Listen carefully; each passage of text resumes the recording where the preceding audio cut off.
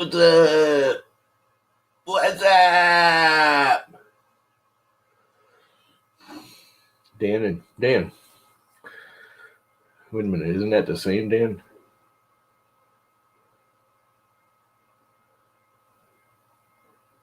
It's the same Dan. I'm lost. Anyway. What's up? What's going on in the world of whatever? Since, last night when I was on, everybody was on. 6 photos, 3D printing, useful things. It's Dan Collins' birthday today. I haven't seen Dan in years. It's a different Dan. And we're going to mark all these red. I do not like the new Facebook thing. It just, everything is slower and doesn't work as fast and wah. So there's that. Wah. So it's like 8:45 here in the morning. And that freaking thing is loud. Really loud. And it's the same fan here, which is, I can hear it, but it's not the most loud. But putting it on that case has made that fan really loud on the control box. That fan right there. It's like super duper loud. Like super duper loud. So, hey, YouTube said I'm live. That was pretty quick. It's only been like a minute or two. I think it could be the box itself with the fan on it and the vibration and transfer through the box and the frame and it making it sound like the speaker kind of amplifying. I don't know. I'm guessing here. You guys know me by now. I have no freaking clue what I'm talking about, but yeah, let's go with it. Yeah, let's just go with it. So I think what I'm going to do is design real quick well, that's what I'm thinking. I'm gonna do. I got TPU in here because I just did some TPU parts, like this little thing right here for my. It's a sun visor / What's up, Viking? What's up, Keith? What's up, freaking? Who else is here? And I think I'm gonna print a little TPU spacer right now, like right now, because that's freaking loud. I mean, it's really loud. I don't know if you guys can hear that, but there's like a small jet engine going off in there. And what's even louder is this one when it comes on. The parts cooling fan now, but that case one is just, and it has that obvious sound. What's up, Lester? It has that obvious sound of like a fan inside of a speaker case kind of sound. You know what I mean? I don't know how to describe it, but it has that kind of tinny in a tunnel noise. Does that make sense? Yeah, it's resonating like the box and the amplifier. So I'm hoping that if I make a little, I don't know, what do you think? 2 or 3 millimeter TPU fan spacery pad thing, that'll help, and maybe even put little rubber washers on the bolt side, on the head of the bolt, so it doesn't transfer that way. That in the back side of that case, I didn't think about it. I put vents on this side. I didn't put any vents on that side because I was mounting the Pi to it, and I was going to put the vents in after I figured out where I was going to mount the Pi. I put little standoffs and everything and mounted the Pi to it, which you can't see, but whatever. I never put the vents in. I was going to put vents like in a line right up along the where the drivers are, which I never did. So the back side of that case is pretty much solid. So the whole thing's pretty. I mean, there's vents in the bottom and there's some on this side. And I have the board padded like 15 millimeters off the back of it. It's really thick. So I don't know. Yeah, I'm guessing 2 or 3. I might just go 3 just because I have a feeling my next problem is I don't have screws long enough once I do that, though, because those barely catch now. I don't know if I have any longer screws. And that's the only 24-volt fans I have. So, kind of screwed. And I know it's, at first I was like, it's definitely vibrating through the whole frame because I literally can't tell where the noise is coming from, if that makes sense. Normally I'm pretty good at, directional hearing. It actually sounds like it's coming from the PSU, power unit.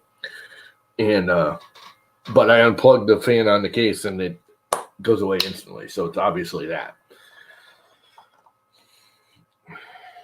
And the Meanswell one's even louder because that's an actual Meanswell power supply. That's even louder when it kicks on, but it only kicks on when it needs to, which right now I don't think it kicked on once yesterday because it's cold enough in here that it never really heats up. So the first thing we're going to do is fire up Fusion. YouTube, you're live. Yeah, I know. What's in the junk mail? Why is this acting so stupid letely? Oh, Dino Box, you can go away, Dino Box. I keep trying to get you to go away and you keep coming back. Let's fire up Fusion and then share the screen while Fusion's firing up. Now, I can't for the life of me remember the actual dimensions of a fan. Why is this not? I do it so often, I should have that like stuck in my head. And I just don't. Anybody want to jump in? Viking, jump in. We need somebody to say 5 words.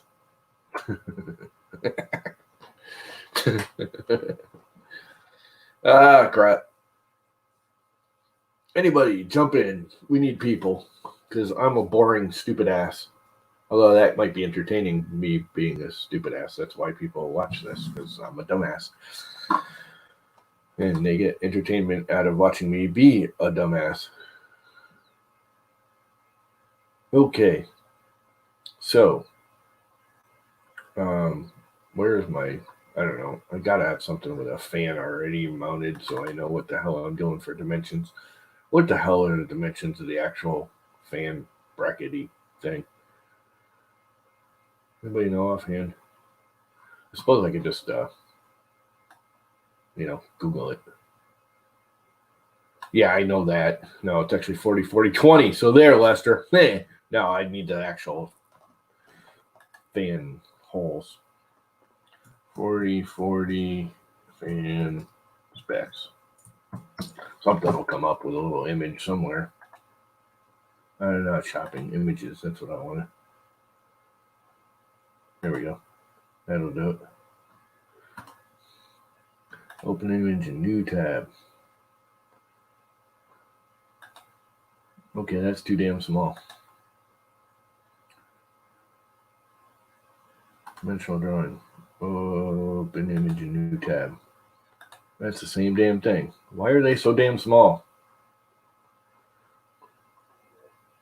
I don't know what I'm doing. Well, there is that.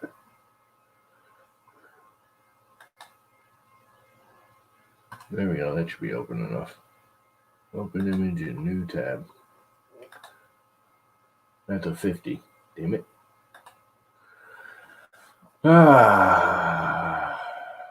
40, 40, 10. Let's see if that helps. That's what I want right there. Hey, where'd you go? Why does something come up and then frickin' they make it? I hate it when something loads and you go to look at it and all of a sudden something else loads and it reorders the whole page. It just drives me frickin' bonkers. This should be big enough. Open image in new tab. It's 15 by 1900, so it should be plenty big enough. There we go. 32 and 40. That's what I need, the 32 right there. That's what I can never frickin' remember. 32. So let's do a drawing, do a square, do it from the center. What's the actual size of the case? I know it's actually bigger than 40-40, if I remember correctly. Actually, I don't think it is. I can never remember this crap. I'm getting old or something. Yeah, this one's 45.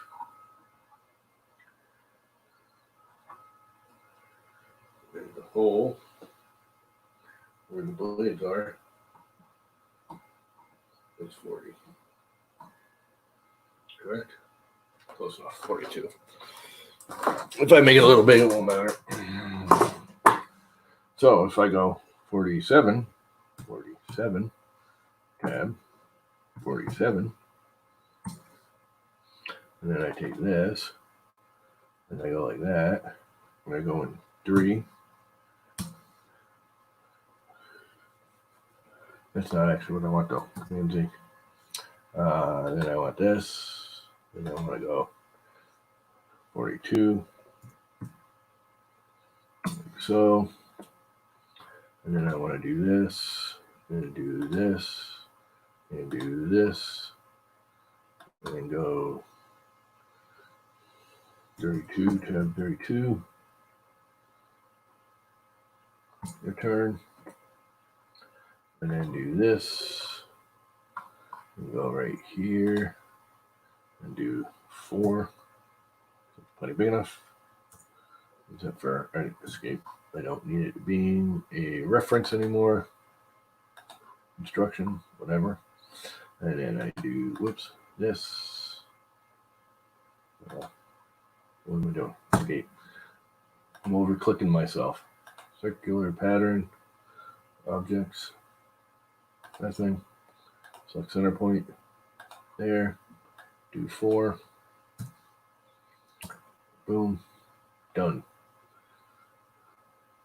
Now I can extract that. Extrude that. Go like 3 millimeters. I should have my part. It gives me plenty of slot. And that should be good. Right? Am I missing something? I'm always missing something. What's up, John Mac? What am I missing? I'm always missing something. I don't think I am. I think that's it. I think that's what I need right there. I can actually round these over because they're not really important. For the sketches. And that way, the that one and that one. And that one and that one.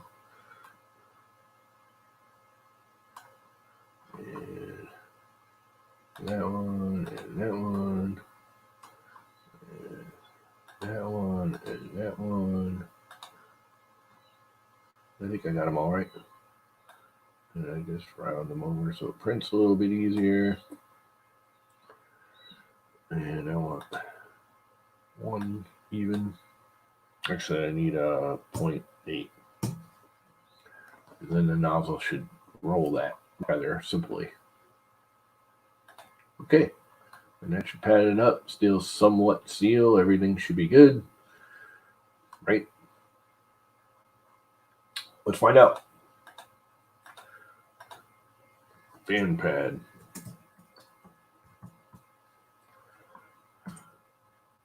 Save. Fan pad. Let's export it. Save as STL. Okay. Okay. Make this go away. Because if I try and quit it now, it'll just sit there and lock everything up. What is up? Never let the machines win. What is up, Andrew? Who else did I miss before this thing popped up on my screen? Add. Fan pad. Yeah, let's see. Start slicing. Use my basic PLA I always do with the TPUs. Because it just works. Preview. I used to have it go to auto preview. I gotta remember how to do that. So happy my mouse works again. I can do this right here now. Let's go through it and see how it is. Probably shouldn't use gyroid there, but who cares? It's just a stupid fan pad. Export to local disk. Save. Done. Why is the Pi not firing up? I'm having problems with my Pi. It's not connecting.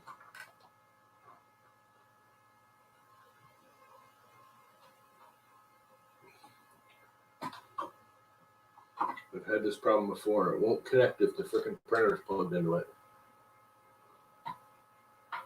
If I unplug it, fire up the Pi, it works. And then plug the printer in after. It'll connect right up. But as long as it's actually plugged in, It don't want to work. What's the issue? Come on, one of you super geeks.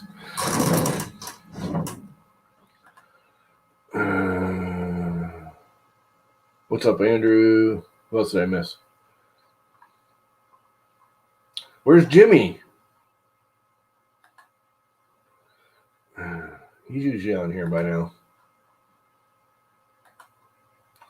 No.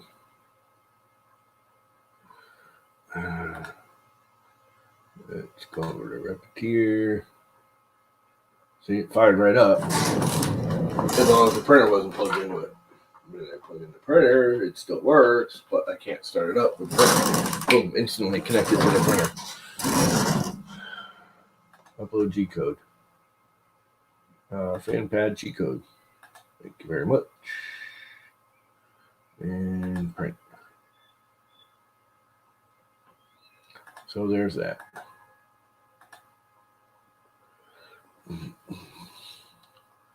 I've had this problem before, and there was a fix, and I can't remember what the fix was. Having the printer plugged into the thing won't start the Pi up. And I don't remember what the fix is. And you guys will be surprised, but I'm not drinking coffee today. I'm drinking a fruit smoothie.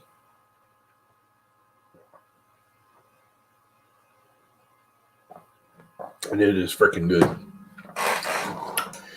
It is banana, strawberry, blueberry, raspberries, orange juice, milk, and some ice. Whack it in the blender. Yum. Yum, yum, yum, yum, yum. Where is Jimmy? Jimmy's always here. Is Jimmy alive? Is he sick or something? Missing the Jimmy. He keeps everyone occupied when I'm being an idiot. Which is most of the time. So anyway, what I really wanted to talk about, I almost didn't stream, and then I saw the 3D printing general. I don't know if you guys know that guy, but he a couple of days ago, a week ago, something did the OmniDrop. Somebody else did the OmniDrop. Did Chris Riley do it? Somebody else just did one. And thing looks interesting, especially right now where the Hemera is unavailable and people want the Hemera, and it's a very close item. I think it's like $50 more, but that 3D Print in General guy, is that who it was? 3D Print in General? I can't remember. Anyway, one of them guys I watch on YouTube every once in a while. He has a discount code to make it so it's only like $10 more. Now, it's a 3D printed extruder, but it does have a pancake. It's kind of similar to the Hemera in the sense of it's the old MK8 kind of layout, where I don't know how to describe it. It's the motor's right above the nozzle. They're using a non-standard heat block, which is, I don't know, it looks cool. It's one of them round ceramic heat blocks, so it's all the way around it, which I think is cool. It's a planetary gear drive. I don't know if you guys have seen this thing. Let's go look it up. OmniDrop.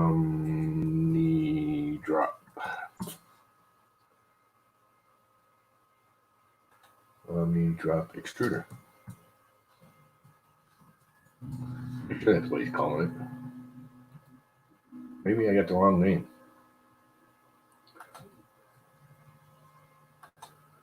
Did I get the wrong name?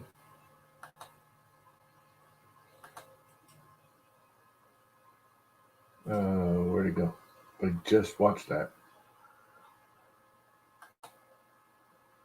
I just watched it.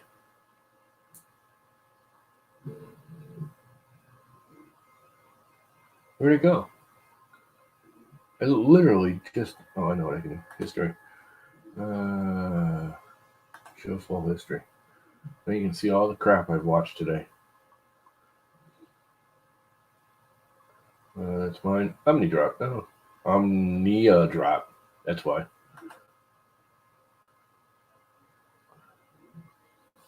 Hey everyone.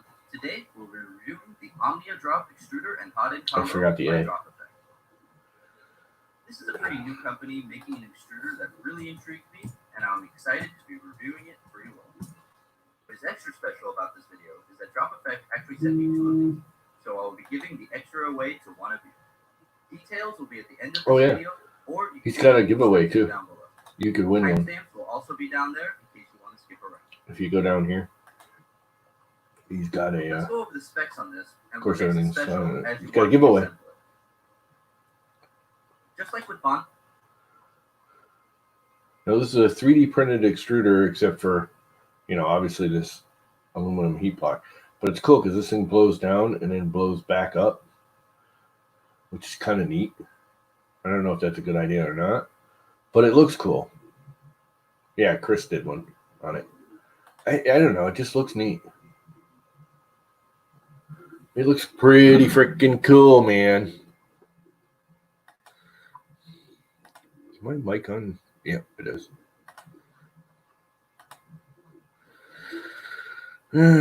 Anyway, I think that thing looks cool. What do you guys think? Planetary gear driven pancake motor. I think it's like 140 or 150 bucks, but you're getting the whole extruder and hot end. It's got the round. There he is. We were all wondering where the hell you were. You're late. Yeah, a little slow this morning. Not feeling good? Not tremendously, no. Yeah, I'm not. I don't know. I wasn't even going to stream today, and then I was watching this OmniDrop thing. This thing just looks really cool. I kind of want one. You know me, because I got to have it. No. Good morning, everybody. So, yeah, what do you think of that OmniDrop thing? Do you think it's cool? Looks like it might wear out. Yeah, well, it is all 3D printed. This is their first version.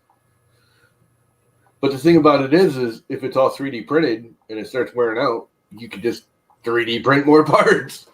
Now, I'm guessing they're not using, PLA. They're probably using nylons or polycarbonates or something like that. But I think it's cool. I would have a hard time buying one at that price right now because, like you say, it's 3D printed, and I have a feeling in a year they'll be coming out with a, either aluminum or, forged one or injected molded setup or something a little higher quality. They do say they use like a really small, like a 0.2 nozzle instead of a 0.4 nozzle to do all their 3D printing to get super precise. They print it really slow with a really high resolution. Good luck with glitter. It's not, no, that's to make their parts. The actual extruder is all 3D printed. I mean, the most part of it. Anything they can. Obviously, the metal parts have to be metal. The hot end part, the heat break and all that have to be metal. The heat sink has to be metal. I like their heat sink idea. I don't know if it might be a little uneven cooling, if that makes sense. Because like this, where it's an MK8, you basically have a block of aluminum with a hole in the middle, and then it slaps on a cooling fin system on the side. The problem, the good thing about that is it's the full length of the 40 millimeters. Plus, it's actually using the motor block to cool too. It can dissipate some of the heat through the motor block. Holy crap, that thing's loud. That thing has got some seriously powerful fans on it now. Holy crap. You guys probably can't hear that, huh? Put another fan or two on it, you could have the first hover printer. Oh, God, it is freaking loud. That blower, I remember now why I took the blower fan off and put the 40-40-20 on it for a cooling fan, part fan, because that freaking thing's loud. And it is a 24 volt. I was wondering last night if it was a 12 volt and I just put the wrong fan on there, and that's why it's running up so loud, because that thing sounds like a 12 volt on a 24 volt system. It's that high pitched, whiny, holy crap, cranking out some speed. Got any buck converters around? No, it is a 24 volt. Well, you could put a buck converter on it and trim the voltage down a little bit till the noise is. I can do that right through Repetier. The problem is when I slow a fan down, I hear that electric whine. I hate fans at partial speed like these. I hear that high pitched whine they make if they're underpowered. You know what I mean? They sound struggling to me. I mean, I could just go in here and frickin' turn the speed down. Oh, Andrew, I see you in chat. You need to pick my brain. Well, there's a little bit left. Get your pick out. It is quieter. And that's join the stream. Jump in and pick away.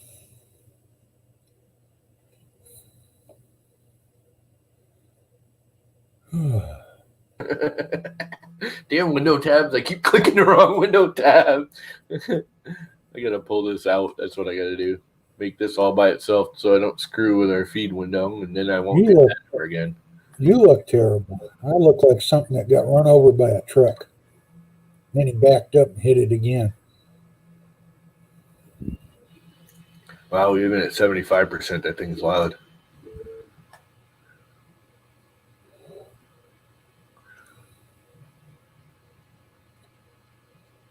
That thing is whipping.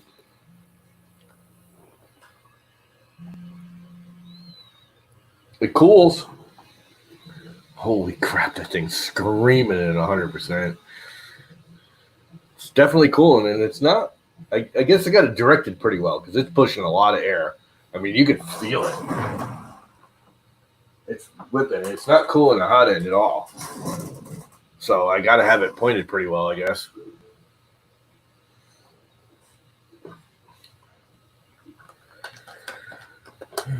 Yeah, you can jump in here, Andrew. Come on now. Who cares what you look like? Look at us two. I mean, we're not exactly to show our scary ass faces on the thing. You can. We're not exactly the fashion trendsetters here. Nope. I don't know, man. I am wearing a fashionably cool hat. I gotta have 2 points for the hat. Good morning, Chris Travis. How you doing today? I forgot how much I love these things.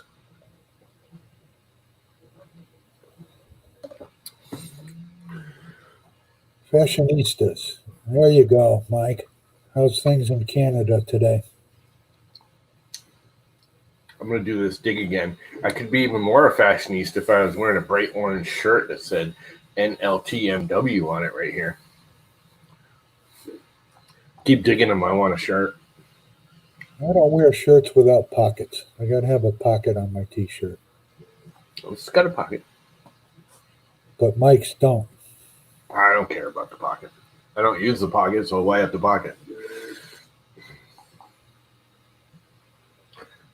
I just got up, no coffee. Yeah, well, I'm not drinking coffee because I'm almost out of coffee and I'm reserving it because frickin' Walmart. Check this out. I order from Walmart every once in a while. My mother gets this juice she really, really likes. Welch's crap. I think it's like soda without fizz to me. I think it's all fake, but whatever. She loves it. It's hard to get it. It's one of those that's always out of stock. So I kind of watch it online. And when it comes in stock, I just order it and they mail it. Well, they mailed it. I got 4 bottles, so you get 4 half gallons. And I just get other stuff too, so I get the free shipping. You got to hit the $45 or $50 or whatever. So I was like, oh, I need coffee. I'll get the coffee at the same time. And I get a big thing through Walmart and just whatever. Of course, they lose it. The package is lost. And they're like, oh, we'd reorder it for you or give you a refund. But we can't reorder it because we're out of stock of all of it. I can't get any damn coffee. So now I'm going to have to go out shopping and get myself some damn coffee. I did get, because at the same time I ordered from them, I ordered a 1 pound of hazelnut cinnamon, which I'm not big on the flavors, but every once in a while I get a craving for them. But even that, I take those and I take like a pound of hazelnut cinnamon and I mix it with 5 pounds of regular, cut it way down. I don't like the super heavy flavored coffees. I don't mind a hint, but I don't like it. Anyway, so I got that, so I'm not going to run out. but I really don't want flavored coffee in large volumes. Too bad you don't have Wawa up there. You'd like their Oh, holiday. I can get it. I'm too damn lazy to go out. I don't want to go anywhere. I didn't think they had Wawas in Connecticut. I don't think we have Wawa, but there's plenty of places. Dollar General actually carries. Hey, there's Andrew. I didn't even see him pop in. What's up? Good morning. Noticed something? I'm headed for a haircut today too. Mine's Yeah, still growing back. I shaved it. did it for the Princess Trust for children with cancer. So my hair gets sent off to them to make wigs. Probably have an uncontrollable desire to race motorcycles. I really want to jump back on a motorbike at the moment. It's quite nice out. I wish I could. I think that's next on the list things to do is to get my bike license again and start getting back out there. My mate's got a few motorbikes that are scrapped, sitting in his garage waiting for me. But Assuming you have a fusion problem this morning. it's not that, right? I did a model in Blender and then I modified it in Mesh Mixer and then transferred it into Fusion. So 10,000 facets on it. So obviously it's got all of the amazing amount of triangles over it. Yeah. So I've deleted merged most of them. And when I took it in, obviously centered the piece, got it all looking all nice. Then converted it into a component, went into it. But usually when you transfer it into Fusion, it still keeps it so that when you delete one of the triangles, it pieces them all back together. Yes. This doesn't. It deletes it as if it's a face. So it makes it so it's hollow. So I went round all of the perimeter of it and took out all of the other pieces that didn't match properly. So now I've got the gap that's in between the two pieces that are meant to be joined together. So now what I've got to do is join the two pieces together again to then try and see if it will make it a solid body again. But I've tried it. I've tried it a few times. It still doesn't work. Did you do it in the what do you call it phase? They keep changing the damn name of it because I do that all the time, and you feel hollow in it. Oh, surfaces, and then change it from surfaces to solid body. Is that what it is? Surfaces? Yeah, surface, and you go to sew it. And when you pick one, you stitch it together. When you're doing the triangles, you merge them, and that will piece the triangles together. And then when you're done, then sew it together. So you stitch it. You want to sew them together. Merge will turn two into one. Yeah. That's sew will turn two into connected two. All right. So they used to have a fill hollow or. Yeah, that's what I was looking for because it's not on there anymore. Yeah, I love Fusion, but they keep changing crap constantly. That's because you figured out how to use it. As soon as you figure out how to use it, they change it. Mm-hmm. Yeah. That's how I did most of my vases and stuff. I did it in their whatever they used to call it mode. I watched a Brian Vines video this morning, and he was doing a hot end mount. And he got it off of My Mini Factory or something, and he imported the STL, but the bolt holes were too small, so he went to fix it. And he brought the STL into Tinkercad.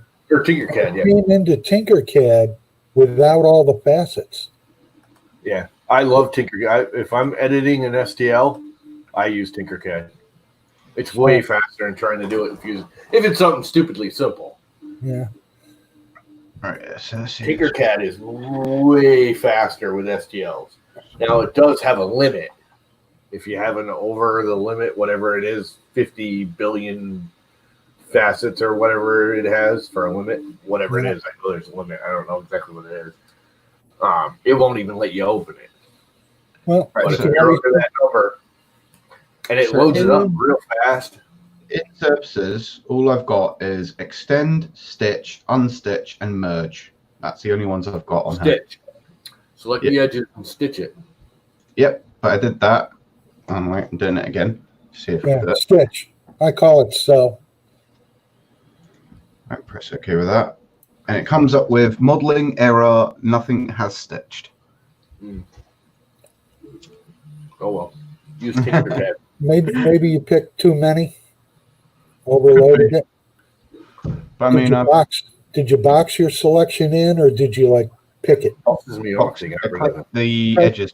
Try picking instead of boxing it in. Try and see if I can do it with just these two. Oh, you know what? Go to create form. That's what you want. Yeah, because there it is. Fill hole. Oh, right. Okay. I'll try that a second. It's now going through trying to stitch two edges together.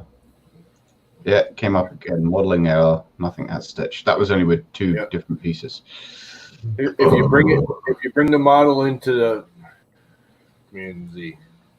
if you go in here and you hit the little blue thing here, create form. Yep.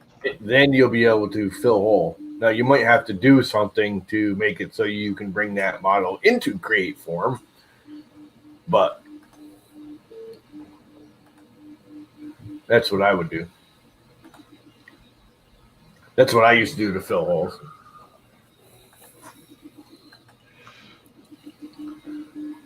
I don't know if it'll work for you or how to get it in there. Again, if it's something stupidly simple, I just bring it into Tinkercad. Way faster. Yeah, see, I don't use Tinkercad because I've kind of... I don't either. I use it, if I got just like he was saying, like Brian Vines did, if I got to change a bolt hole size or something, and an STL I've downloaded, way faster. Object files, like a lot of times I'll work in... I used to use Sculptress and a few of those, and I want to put a bolt hole or something in it, and it's an object file. Oh, it's a pain in the ass to get to open in Fusion. You import it into Tinkercad. It takes like a minute to upload it, and boom, it's just like working like with a file right inside Tinkercad. Right. So and then you drop a negative bolt hole on it, and boom, it's done. The other trick you can do with your STLs, if they're too complicated, when you bring them in, create some planes and chop them. Why is it not showing my screen? Chop it into pieces along the plane, and you can get it down into bite-sized chunks where it'll convert over, and then you can join them back together. Somebody here. I just heard a door. Well, it's not showing my screen for some strange reason. I've put share screen on so you can see what I'm talking about, but it's not showing it. Oh, it won't until Llama hits the button. All right. Okay. What am I doing? What am I missing? Trying to share the screen? Yeah, right. So... Holy crap. Here's the piece. And because it wasn't all aligned, I had to take out this bottom piece here. So you can see here how it just does it as one individual shells. So it's trying to get it so that I can get it so that it will actually merge these two together now. Because, like, I merged these pieces, what makes it all fine. Oh. But it is a pain in the ass because I've got this piece, and then I've actually got to do the drill as well. Because I'll open the design. I forgot about that. TPU likes to really, really, really, really stick to this TH3D plate. Because I tried to flex it off because it's flexible too. I tried to. Oh no, that's the wrong one. That's the older one. I tried to get it so I could draw it up in Fusion and then do it that way. But once again, it just is such a pain trying to get a decent enough curve. So I put it into Blender instead because then I can get it. So these are all the lines that I did on this drawing. And then obviously I transferred it over into Blender and then just stitched all the panel lines together to create the curves. Yeah, if you go into create form, you can do all those curves in Fusion. Try chopping your STL up into pieces, bite-sized pieces. Where's Turn your origin on so we can see where your origin is. Origins in center. Do an offset plane.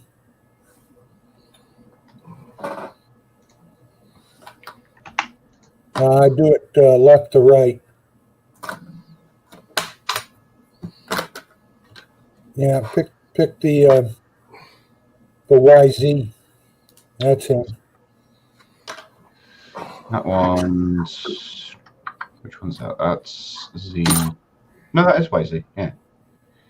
No, that's XZ. Oh, that's XZ. That one. That one. I'm doing offset plane. I wonder if these screws should be long enough. I don't think they are. For some strange reason, my ball keeps going a bit funky. I have to keep re-zeroing it. Yeah, but where am I going to put the offset plane? Because this is the Down thing. towards the end. Towards the end. Try chewing out. Yeah, just a little. Well, back a little more. Yeah, try it in there. Okay. And split the model. Yeah, Go back into surface and split the model. Yeah. I knew I did too. What was I thinking? I wasn't thinking. That one.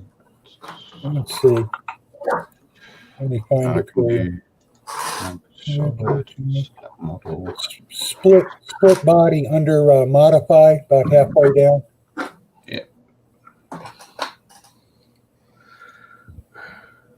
All right, there we go. All right, so now it should have added my split body. So be is it component one, component two?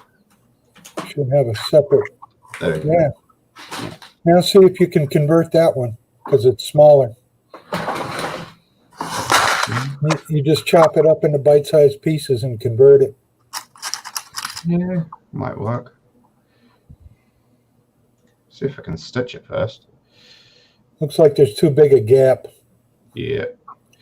See, it wasn't so big. It's when I was doing more detail work to join these together, it literally took out certain pieces when I was doing it because I need to have that curve in there. Right.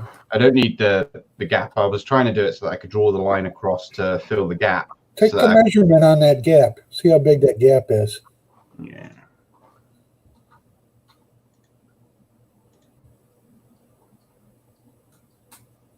Under 0.5 mil.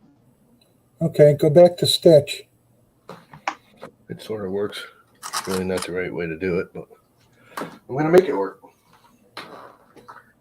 You should have a pop-up panel when you go to do stitch. There should be a way to set the gap. Yeah, see the slider bar? Yep. Set the gap so it's bigger than 0.5 mil, and then stitch it, and it'll jump the gap. See, this is what happens with me with Fusion. I just 2 mil. Sometimes it just will go from being perfect all the way to just being as slow as anything. And I don't know why. And it'll probably be a pop-up of update in a minute. StreamYard sucks a lot out of your computer. No, it doesn't with mine. Mine's actually not too bad.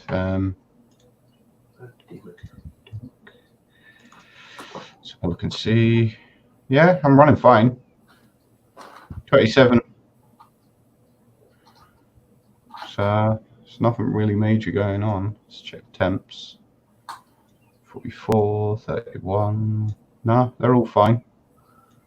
I've got an 8-core, so it's not actually running a lot out of it, to be quite honest. Well, that definitely quieted it down. It's not perfect. See, and then Yeah, that's it. quieter. Let's try and see if I can stitch these two together.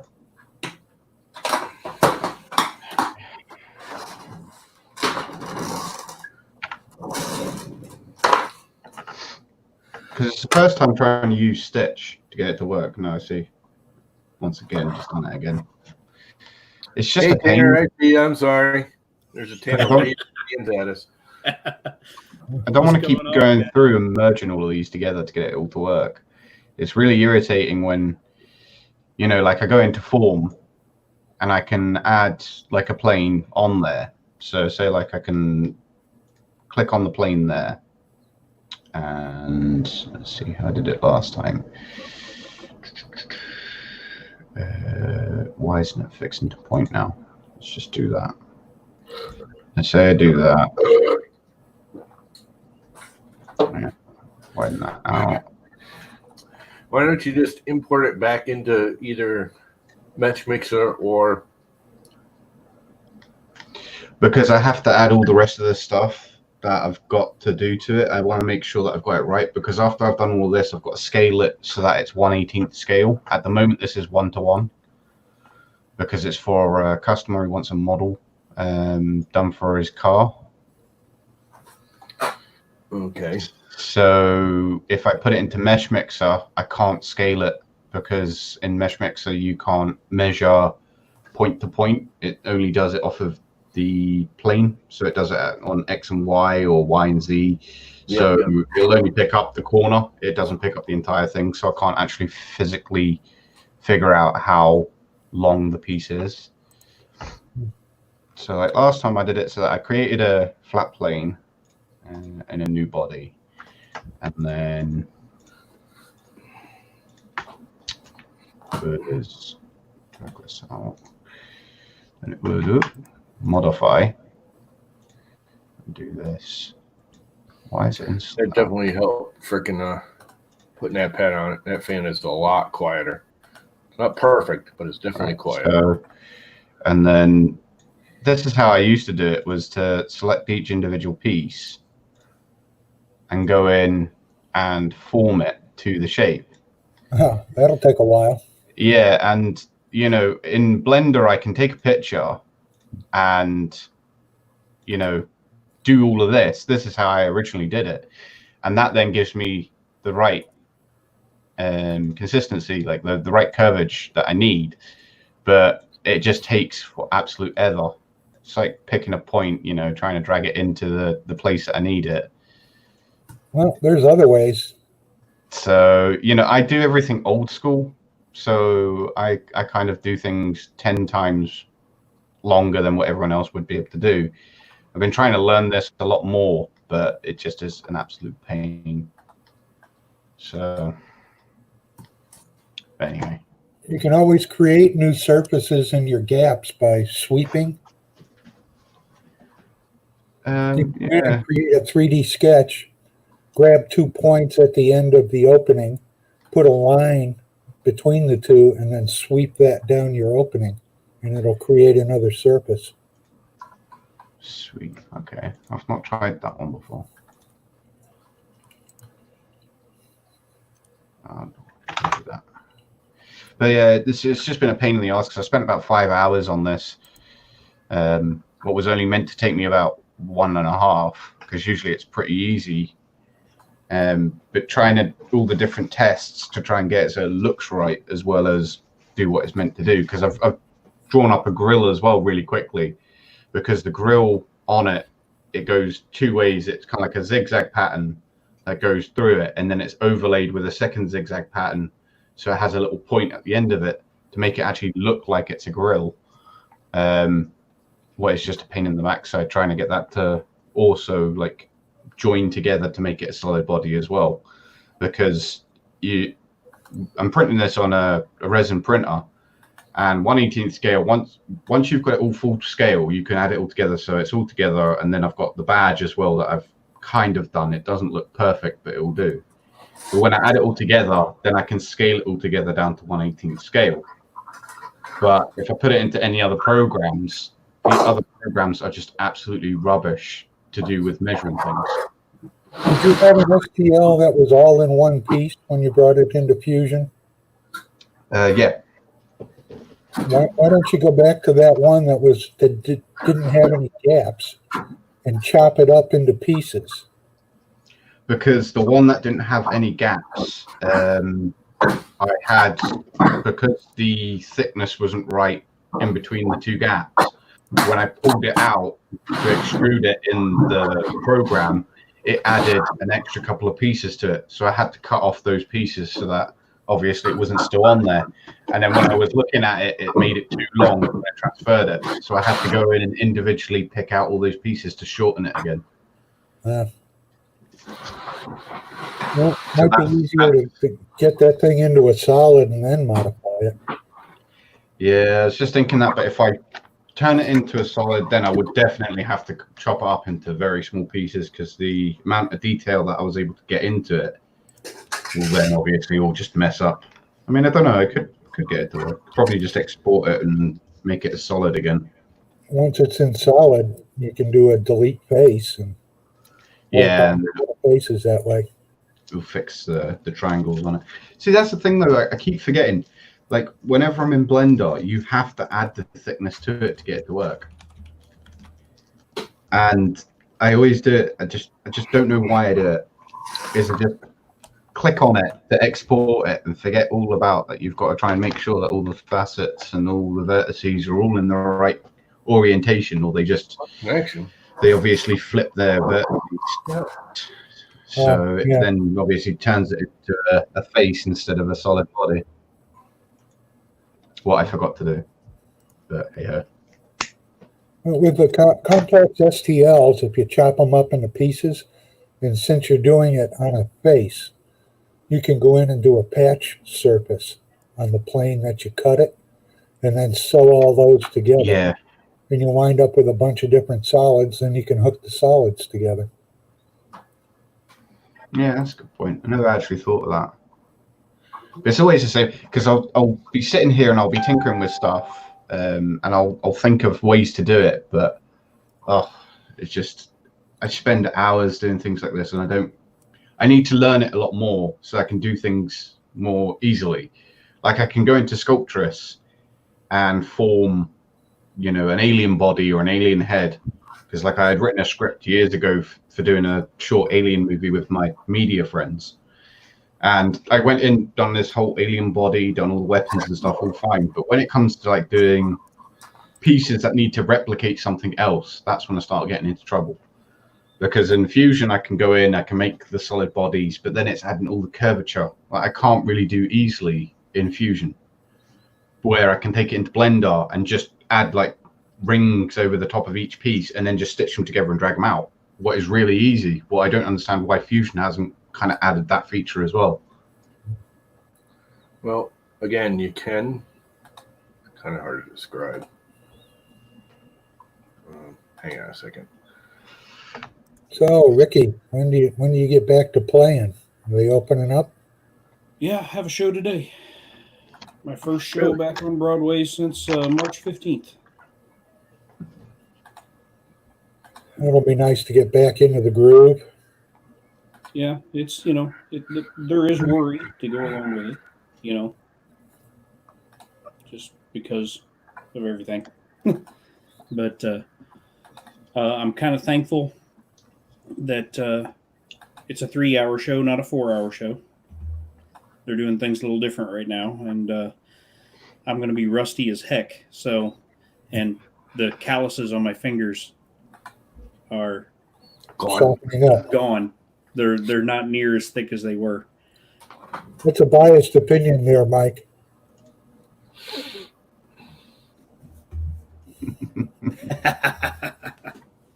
Where's mine? I will wear it. Just send me one. I want a bright orange, never let the machines win shirt. Damn it. I feel smited. Anyway, I'm going to do this. 3D Maker Noob was rocking his yesterday. Yeah. He's got an I don't know what either. I've got what's it? CNC. What's it? Trying to remember. I won it on Jim's channel. Yeah, I'll be back. The tree guys are here and you're going to dump. Joe didn't seem to hardly get a word in edgewise yesterday. He just kind of sat there quietly watching everybody else talk. So has anyone got any big projects on the go? Yeah, go get a haircut today.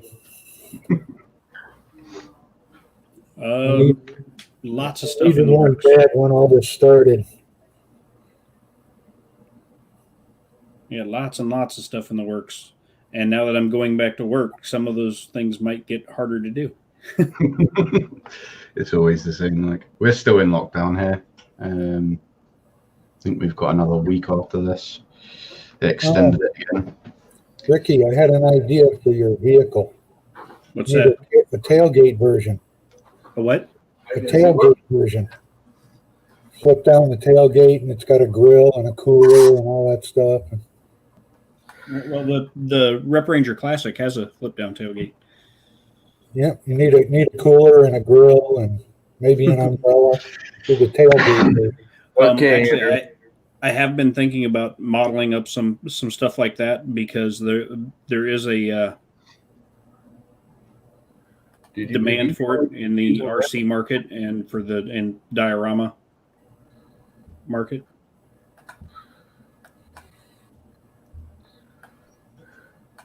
Now, this is going to be very basic, but then you can actually sit here and modify this thing just like you were doing. Oh yeah, to get extra curves and stuff. Yeah, I've done that. And to start with that, I mean, you could do it in a lot more detail, but I think you could start right in here, right from scratch, and stay out of the whole blender, the mesh mixer, to not that any of those are bad, they're all good. It's just bouncing between programs. I think you could probably do it right in here. Yeah, You need specific dimensions for it to fit. This you can dimension. There's another YouTuber who very accurate product online or something like that, and he does it. And he was showing how you can create a surface and fit a form surface to a mesh, basically, so that you can form it onto a mesh. And that's why I was doing it that way, so that I could put it onto the mesh instead of trying to recreate the entire form again. Is then do it that way, is to fit the form to the mesh and then fold it round the mesh. So you are recreating the entire thing, but you're doing it so you've already got the form there to actually fit to. Yeah, you got something to work with. As a reference, basically. Mm-hmm. I think you can do that in there too, honestly. I don't use it enough to know. Look at him smoking his little joint. It's a rolly. I'm just busting your ass. What'd I do? Get rid of my damn... Oh, there it is. Finally fixed my computer chair, my gaming chair, so it's nice now. I've got big coaster wheels on it, so it slides really easily. A bit too easily now. A nice metal base on it. Upload. Gotta have a good chair. That's the problem. You don't realize as to how long you spend sitting in front of the screen. And like my old chair used to slump, so you would always slump in the chair, and then you'd get up and you'd try to walk and your legs were all numb and everything. I'm like, oh no. So I fixed this one. It's nice now. Pretty good. I didn't realize. Come on. My Lego Deadpool up there waving at everybody.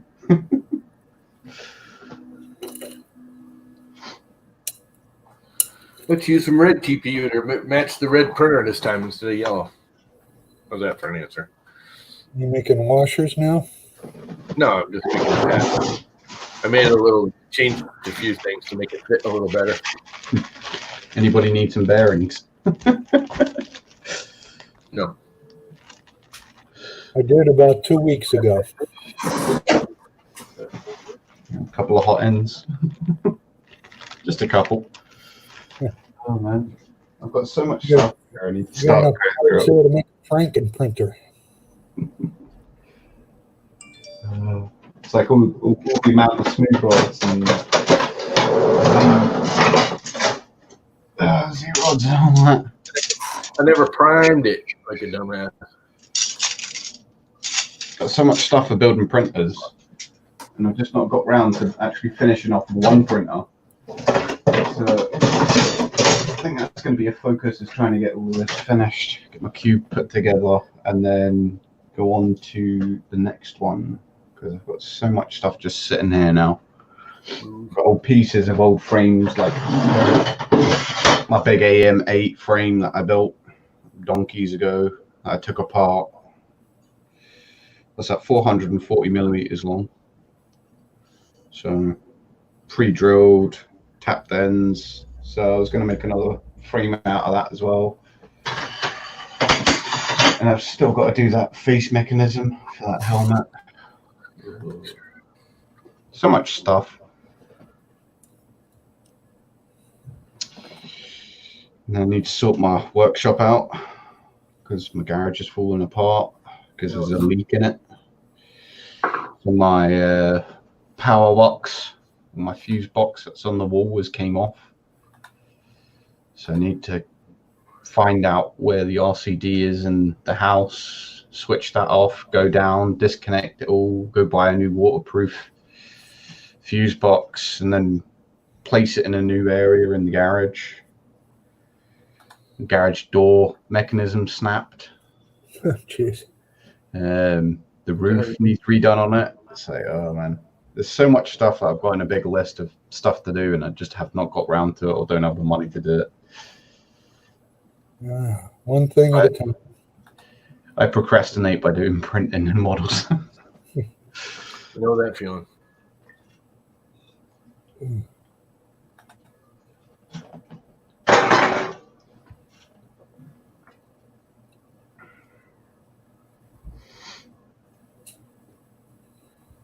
That's pretty much what I do is procrastinate. Too much lately. Way too much lately. Gotta stop that crap. I think the problem is like I start a project and then something goes wrong with that project, or I have to wait for materials to come in, so I'll put it aside. And then whilst that's obviously waiting for all of that, then I'll start another project, and then I just end up with 10 projects that are just sitting, and I'm like, I've got the stuff to do that now, but can't really be bothered doing it. Yeah, I know that feeling. Yeah. That's my problem is I usually start something, get to a point where I can't figure it out, or I get discouraged, and I kind of walk away from it for, so I don't get all pissed off, and normally go back to it in a day or two and get sidetracked and never go back to it ever. I got a whole bunch of projects that I've never gotten back to. Yeah, Tanner, he's got that look like, yep, been there, done that. Yep. There is one I'm going to get back on. Yep, I llama it, and then I just never come back to it later. I just keep on llama it. And then I've got projects that I thought were almost done that I'm thinking of like scrapping it and starting over. Yeah. I've had a bunch of those. Or ones I finish, and then I look at it like I built it in Fusion, and then I look at my timeline in Fusion going, holy crap, I have 100 steps here, and it could be done in 10. And then I'm like, but then I got to start all over from scratch. Screw it. It's kind of what I do quite a fair lot. It's like adding, I'm making debating on starting over on the action figure. Yeah. Oh, it's like this thing, this fan duct. There's 4 different fan ducts this is designed off of, and instead of going back finding it, I just leave it there, and then I delete chunks, and then I add on new chunks. So it just makes the timeline longer and longer and longer because you build the whole thing, and then you're like, I'll just delete this chunk. Well, you could always turn the timeline off. Yeah. You record your timeline, and you can't go back in time. I like going back in time. Because I still fix stuff by going back in time. But yeah, this one's been built 4 different printer model setups. And the only thing that stayed is this little arc right here. The rest of it's all been redone 4 or 5 times. For a different printer. But it works.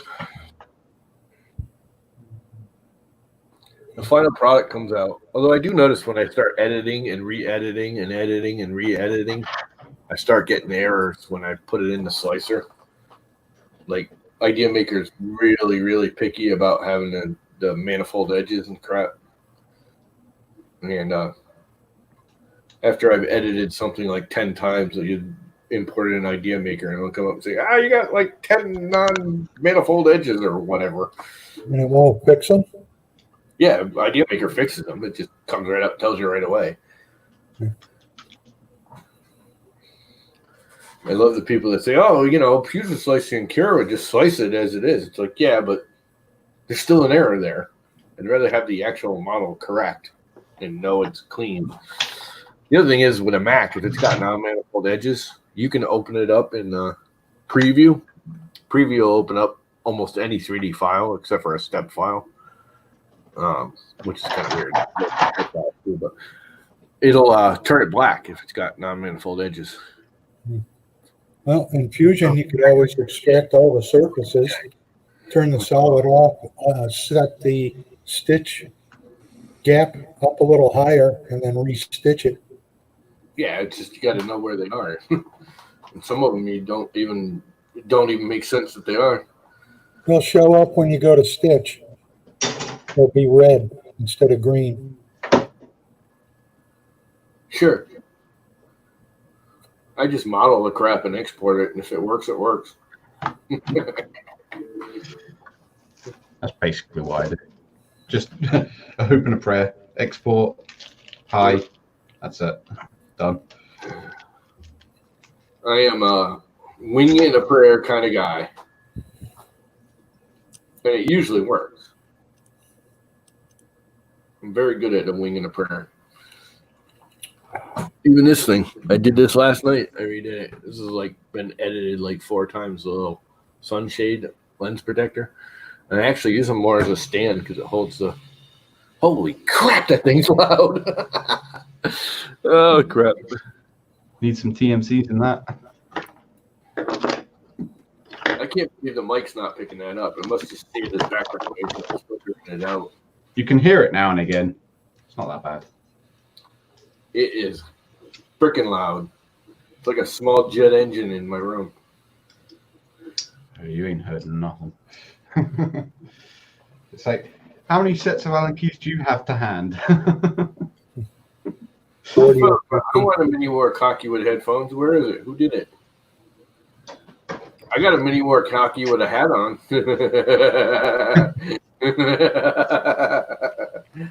You don't want to know what his little knit hat looks like. How did his enclosure come out last night? I don't know. It's an enclosure. Little square box.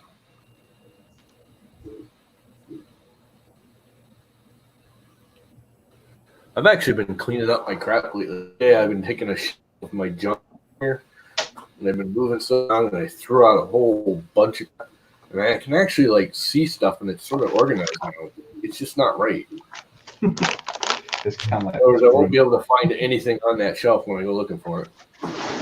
it's just mental. Like just sitting on the floor. What's this? 12 volt, 30 amp power supply. Just sitting on the floor. Yeah, I'm not quite that bad. I can't. I hate cluster. It drives me nuts. And I cluster, and then I look at it and I go, "Oh, I got to get rid of some of this crap." Another one. I'll just start throwing crap out because I can't stand cluster. 24 volt, 20 amp. That come in handy, that one. Yeah, that's a good part. You can ship that to me anytime. See, I've got loads of 12 volts. I've probably got about 20 12 volt power supplies to go out. All different variations. Ones with fans, one without fans, small ones, big ones. 24 volt ones, I think I've only got 2 left. I really want to try that OmniDrop freaking extruder now. The more I think about that thing, the more I really want to try it. Oh, that's the one that Chris Riley just recently did a video on, right? Yeah, and I think it's the 3D Printing General or one of those I watch every on occasion. It popped up and I watched it. He just did one, and he did a pretty good comparison on it between Hemera and good points and bad points. And one of the good points that he makes a good point is you can actually get it. Where the Hemera right now, you can't get. You can't even get parts for a Hemera right now. Thank God I bought parts because I'm going to break something. I told Chris it would be an interesting video to see a comparison between that OmniDrop and the Flexion extruder. Yeah, I'm not too interested in the Flexion. My only problem with the OmniDrop is the gearing, where it is all 3D printed. I'm less worried about it breaking. I think there's got to be some serious backlash in that thing. Well, and I would think there would be slop that would just occur over time Yeah. Just because 3D printed parts are going to wear down. Well, it is an orbital, so it's not just like 2 gears in contact. It's 4 gears doing the same work as one would do.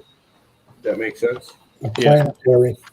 So I would assume the wear is going to be less than what just 2 plastic gears grinding against each other would be. Now it's still going against the one orbital gear, so that one orbital gear can still wear. It may wear 4 times faster because it's got 4 gears on it. I don't know. I would think it would.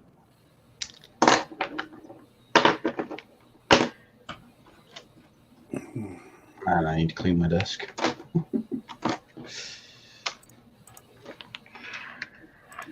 There's nuts and bolts everywhere. What's the weather like in Connecticut today? Yucky. Kind of Florida-ish. Hot and humid and cloudy and sticky. And it's only 60. I actually feel cold even though it's warm. It's 66, which is warm for me.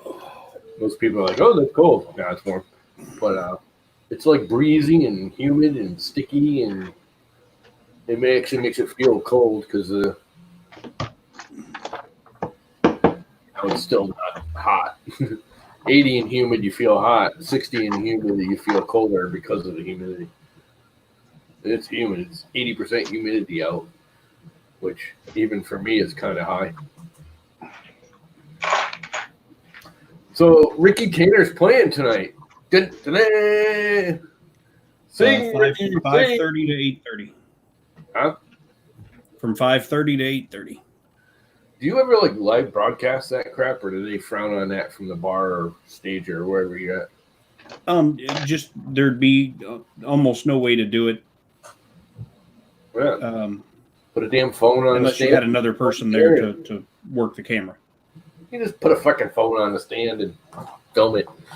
Take your little iPad, stick it on a freaking chair and the table, and I'm not leaving a $1,200 phone out in the crowd while I'm up on stage. We're generous with the tip jar tonight. If anyone wants a new phone, you know where to go. Tanner's got his phone sitting on the table. Steal it.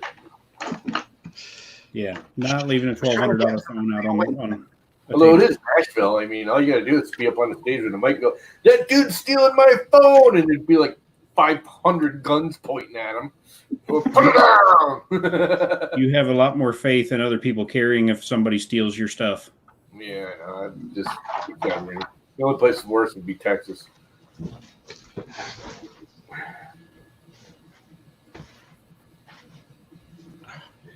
I was doing a torture test on precision on my 3D printer on my artillery X1. Let's see. Focus. Come on, focus. Yeah, they're little bolts. What about them? Yeah, I was trying to see as to how small I could get it to print. And it's actually printed. Yeah, they're printed. Are they FDM printed or? FDM, yep. That's pretty good. That's on the X1. Oh, wait, there you go. I've gotten down to M3s on my Prusa. Yep, that's an M3. With the thread. Oh, this damn camera. Logitech, get you in order. I'm going to see if I can find my damn anti-vibration pins. Is it going to actually focus on it or not? I don't think so. Come on. Nope. Oh, well. But yeah, I was just doing a few tests because I was tuning in the printer, and I got it actually really nice. There's a little bit of Z wobble. That's why I made the dial gauge so that I can figure out if it's the way that the motor's been positioned or if it's just the Z nut, and then just tweak that a little bit and keep moving it in and out, in and out, in and out, and just till I can get it on 0. Yeah. So That fan is freaking loud. Australia is back. Howdy, Voniker.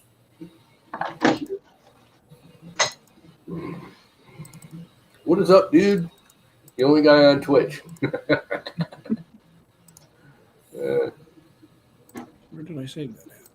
That kid that wants a Nerf gun. Yeah, you can't even see that. I think's ridiculous. You can't even get Nerf guns in Australia, huh? Can you not? No, no gun at all. Anything that even looks like a gun. You can't even get like a TV prop laser, blastery looking thing because they consider it a gun. How Wow. about spitballs? We get spitballs? I know they were talking about loosening it up some. Hmm. No wonder they stick their hands in mowers then. Yeah, well, they went from one extreme to the other, so. I mean, that's pretty crazy. Though. I've never heard of like toy guns and things like that being nerfed. But okay, fair enough. This recent ones were banned. Why would they ban a Nerf gun at all? Don't know. High-powered Nerf guns? Poke someone's eye out with it, I guess.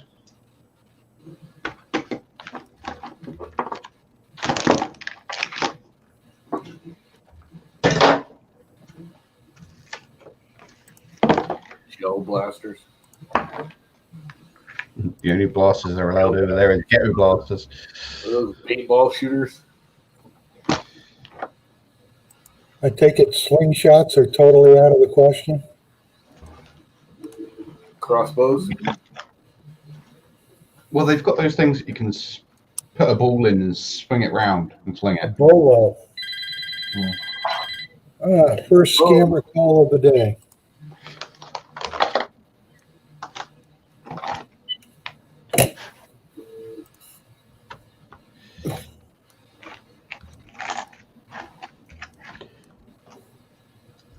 Yeah.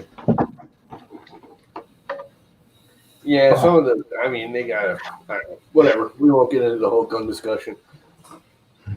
Has anyone got a print they have? Now, let's see how many years ago would that have been? 5 years ago. PLA, and it's still together. This has been dropped so many times. There's my little SD card holder, and it's still fine. Been there for ages. PLA is underrated. It's not perfect. Don't get me wrong. You don't want to leave it in your car or anything, but for everyday knick-knacky, doodaddy stuff, it works just fine. You don't need ABS or PETG. I actually prefer PLA for my printers. Every part on it's PLA. There's nothing PETG. Even my extruder is PLA. I use HT PLA. I don't use regular PLA, but I think it's better than PETG. Everyone's like, oh, but it shatters. It's like there's nothing on a printer that is impact. If you're impacting something on your printer, you're printing wrong.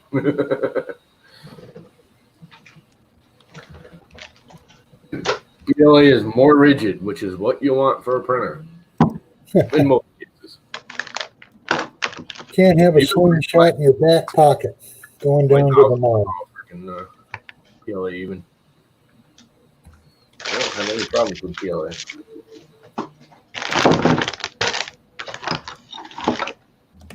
Well, if you're good with the rock sling, it's as bad as a slingshot. Probably worse. Get more velocity.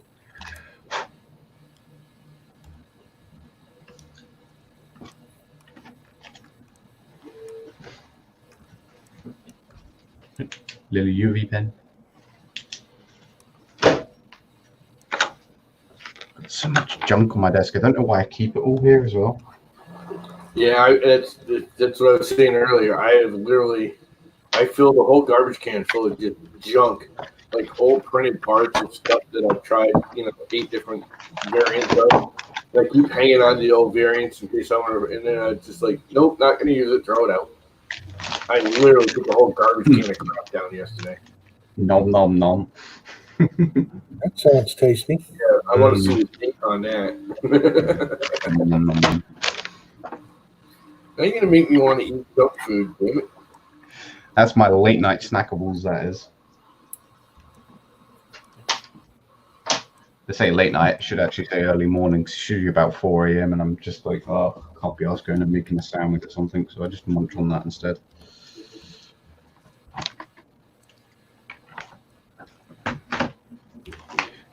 See, does anyone else do this with their failed prints? Is actually like create the angle that they want, and then they create a square and then measure it in Fusion 360, and then create the exact same curve in Fusion 360? Or am I just old school and doing it that way? Sounds I old take a school. photo of it, and scale it in the photo. See, I would do that. You can but import a certain- photo, and then use the photo. But as the a problem with reference. that is, if it's an inside curve of an item, if you take a photo, you're not actually getting the correct angle of it. Yeah. So I have a few times you have to get your camera like perfectly parallel to the item. If you're pitched at all, you'll get misreadings and Yeah, that's it. So It literally has to be almost dead perfectly parallel to it. that's why I do it. That way, it's just an old engineer's trick. I use a flatbed scanner. That'll work too Oh, I used to do that. Yeah. for some stuff. Some stuff you just can't fit on a flatbed scanner. Back SD cards. I have to check all of these. Probably got old prints on it.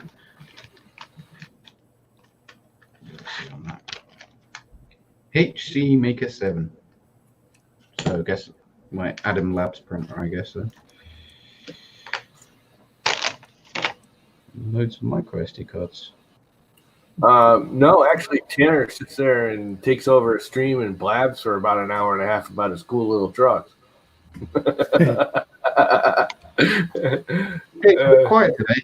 How many Patreons did you get yesterday? You must have gotten I half a picked up- dozen at least. I picked up 10 people, 10 new supporters. Yeah, I was gonna say.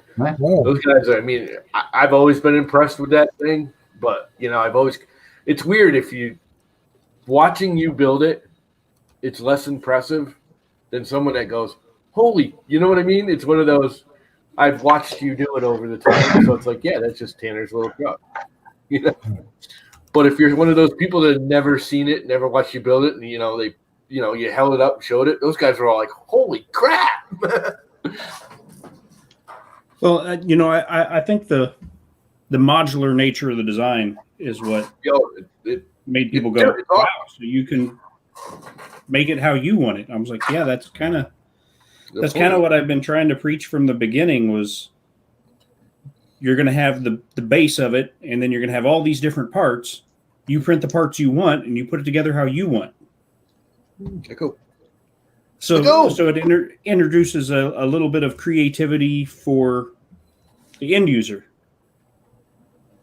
yeah, I like that part of it. Yeah, I think the whole truck's freaking awesome.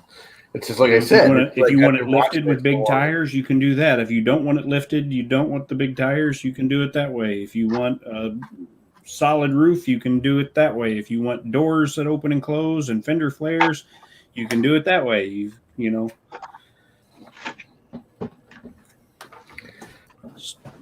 And now you can make it a Jeep or a truck and there's more stuff coming. Yeah, it's just cool. It's just weird, like I said, knowing you as long as I have and seeing you build it from the beginning up, it's nothing new to me, you know what I mean? It's still cool. Right. I think it's cool as shit. But it's just, it's like, yeah, that's Tanner's truck. It's like, the Indians seeing the first wooden sailing ship went, holy crap. The English were all like, yeah, that's just a ship.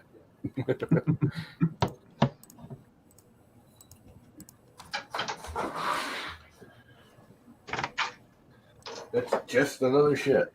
How strong can 3D printing get with the right filaments? Very. Okay. The strongest materials out there, though, are notoriously difficult to print and notoriously expensive. And you got to have an enclosure. You got to have heat.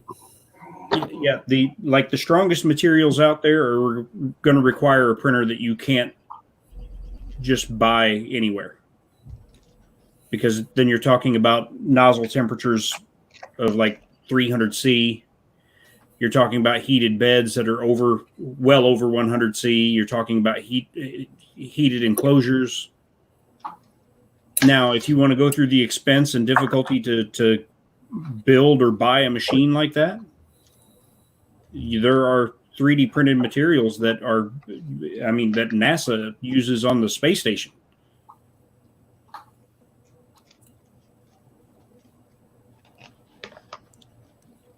But you're not printing that with an Ender 3. If that makes sense. Peak. You can't print Peak on the Ender 3 without mods. Well, you can. It may not work, but you can try. Yeah. I mean, like, you can do molds, and it happens a lot. With PLA, you can print a piece that you want done, just as long as you can hire a machine shop so that you can use like an end mill or the drill presses and stuff like that. You can actually design the part that you want.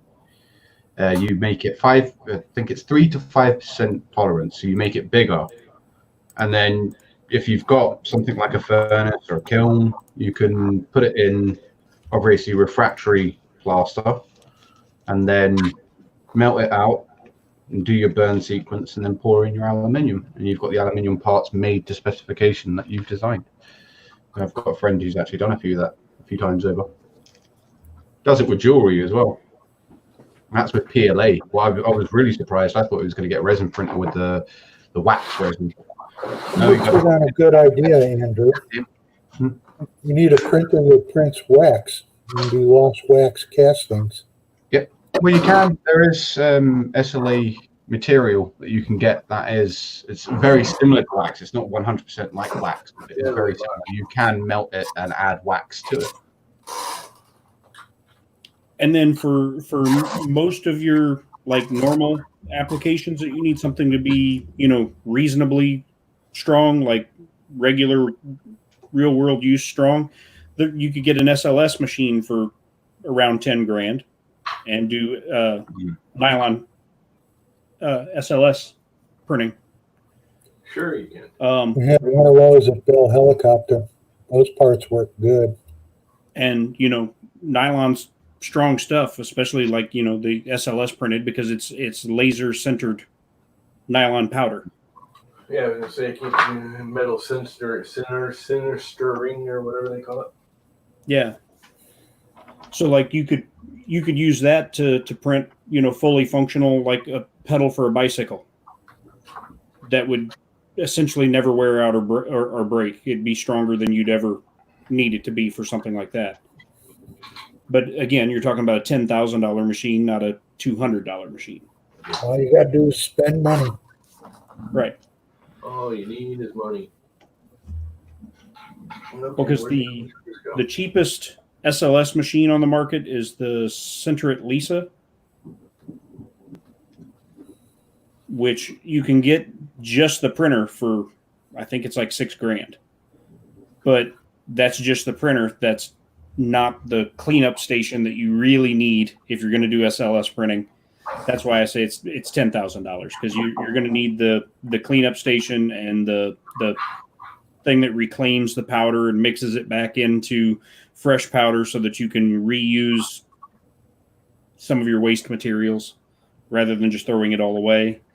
Because again, the nylon powder is not cheap. And then SLS printing it comes with its own list of health hazards. Like you need to be wearing a respirator when you're cleaning the parts because you don't want to breathe nylon dust. Yeah.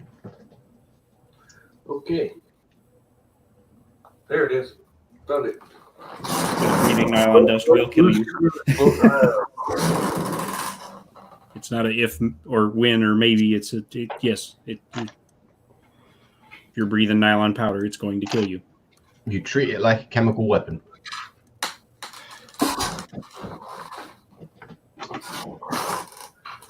It's the coronavirus of 3D printing. That's why I always keep one of these handy. Right. Yeah. You would want something like that if you were going to do SLS. Yeah, probably a good idea. And you'd probably want one of those full like bio suits, because that powder would get into every nook, cranny, and crevice you got. especially if you're sweating. Oh, because yeah. it's a very, very fine powder. It's worse than But- fiberglass. SLS printing allows for things that no other form of 3D printing can do. No supports. You could Yeah. design like a an axle, and with all of its gears and the springs and everything, and you could design it all completely assembled. And you can print it in the SLS printer assembled, as long as there's a spot for that powder to be cleaned Get out out. of. You can do a baby rattle if you leave a hole in the ball. Right. Clean out the powder, and you have a ball inside, and you get a baby rattle. Right, absolutely. So, I mean, SLS is really cool. The Bondtech direct drive kit for the CR10 series of printers, the housing for the hot end is SLS printed, which is really cool. It's got kind of it looks almost like a sandstone type finish kind of thing, but in like a dark gray, almost black. Yeah, I've had that before where you've got a drill, you take a drill bit and you just go over the holes and it comes off in the fine powder and you've got to clean that all off. Yeah. Because I had it last time where there was just a little piece that was just sticking up. I think it just got past QC, and then I just got the sharp razor blade and just pulled it off, just was able to cut it off, and it came off really smooth and you could feel it. It's gritty. Yeah. Because when they clean those parts, the first thing they do when they take them out of the printer is they kind of dump that whole bin out, and you kind of sort through the powder and pull out the parts, and then you reclaim that powder and mix it into fresh powder at a like 50-50 ratio, because you can reuse it then. And then it's taking a scrub brush and brushing down the part, and then after that you get all that you can loosely with that. Then it's usually an air compressor to blow out the rest. Well, the interesting one that I've seen recently is the gel forming. What is I'm sorry? gel forming? It's a gel substance, and they've got the nozzle like a normal 3D printer. But what it does, it goes down into the gel, and it produces. It's not a resin. It's like a gel as well, but it's UV curing, and it actually draws in the gel. So there's no supports needed. You could do any model if you wanted it hollow, whatever, and then they just cure it. And the minute you take it out the gel, everything inside it becomes a liquid again and just runs out of it. Yeah. It's like magic sand, pretty much. That's basically how easy I could say it is. Like when it's in this gel. The last video I saw on that stuff, though, they didn't quite have the whole like fine detail thing yet. Yeah, it's because the print's they're still using look like really a metal. syringe, basically. That's how they've done it. It's not like a nozzle or anything. It's just a syringe that they've got at the moment. But they were trying to figure out how they could get it so that they could fit thinner nozzles onto it that was able to extrude the amount that they needed to, because obviously the viscosity of it changes. So they're trying to change the viscosity of it to see as to how fine they could get it. And at the moment they're doing like the nanotechnology stuff to try and make like replacement ears and things with it. What was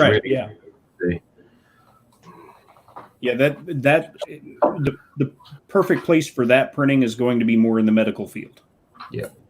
Ultimately, really. Because they were talking about, the ability to maybe even 3D print things like heart valves and crazy stuff like that. Morning, TK. Yeah, I would love to be able to play with an SLS machine, but I wouldn't want to deal with the mess. See, what I want to do is actually build an SLA printer. I started a project 2 years ago with a 4K screen and trying to learn how I could get it so that I could get the particular film, because there's different films that you can get for the back of them. Because obviously your LCD is on the top, then you've got your diffuser layers, and then you've got the block out layer basically, and your Fresnel lenses underneath that as well to amplify the light that goes into the screen. So I took apart, because I've got loads of old laptops. I used to do repairs and stuff. So I've got old laptop screens. So I took them apart and got the little board that just projects the screen into it, basically. And you can turn it into a projector quite easily. And obviously that's how they do the projection into the prints, is how they do it, is basically they have an LCD and then they have the light that fires through it. But the resin for light active curing is a lot more expensive than UV curing. So I was trying to look into how to convert a standard screen that you could just go and buy. It may have to be a 4K screen, because that's the only way I could see the pixels being at a rate that you'd get a good enough quality from it. But being able to print most of the parts, buy a couple of linear rails, and then go and get this laptop screen and a controller board for it, and then hook it up to something like a Pi or a Pi Zero or something like that can control it, and then just a small breakout board for your stepper motor, just to lift it up and down, and then away it goes. And I started it like 2 years ago, but there's other people who have taken it further now. But my point was that I'd much prefer to spend £300 on a decent 15-inch and then build it off of that, than to go out and spend £300 on a very small 2K screen. Right. Well, the the thing that they're figuring out as time has gone by is that it's funny, because it's actually almost going backwards technology wise, that a monochrome screen is better than a full color screen. Yeah. We're going back 30, 40 years in color because a monochrome screen is actually better. With monochrome is that they're a crystalline structure that groups together to create the image. Crystalline structures do not deal well with heat. They actually start to break down very quickly under heat. But your LCD, once again, is exactly the same, except that it uses phosphorus in it instead. So you've kind of got to match it up. If you've got a big, they don't really produce big monochrome screens. But if you can get one, like old train stations used to have big monochrome screens. And that's how they used to display things on like the old big boards and stuff. So they're about that big. Like the biggest monochrome screen I know of being used currently in SLA is in the Piapoli Is it the Phenom Noir. That's it. Yeah. So, and it's not the regular Phenom, not the Phenom L, but the Phenom Noir is the one using the monochrome 2K screen. And the thing is using that monochrome screen, they can get faster curing times. There's only 2 SLAs I know on the market that are using it right now, but I think that's going to be the standard moving forward, because they've also discovered those screens last a lot longer. As you know, the other screens they were using before, they're talking 500 to 1,000 print hours, and the screen is dead, and you're replacing it. And now they're seeing that these monochrome screens are good for like 2,000-3,000 hours plus. So it'll be interesting to see where SLA goes, because it is getting better. Yeah. Oh, see, because I tried to do some research into finding if there is monochrome screens that you can buy on the market. What project image rather than digits, because most of these are in a similar factor of like dot matrix. But trying to find a monochrome screen is like finding a hen's teeth. It's ridiculously difficult unless you know manufacturers who actually produce them.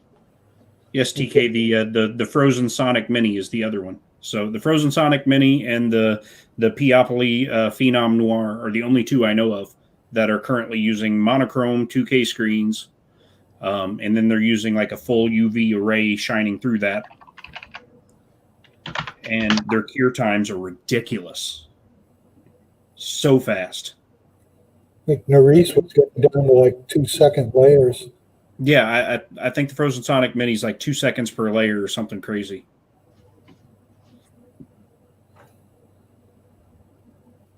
So I mean, it'll be interesting. I think we'll see with time.